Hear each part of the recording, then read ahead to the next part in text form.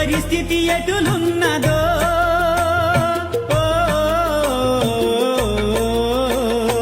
ఎగసి ఎగసి పడుటే కాని అలవి కాదెవరికైనా హరిహర బ్రహ్మాదులైనా అనుభవించక తీరదు ఎవరి గతి ఎటులున్నదో ఈశ్వరుని కెరుక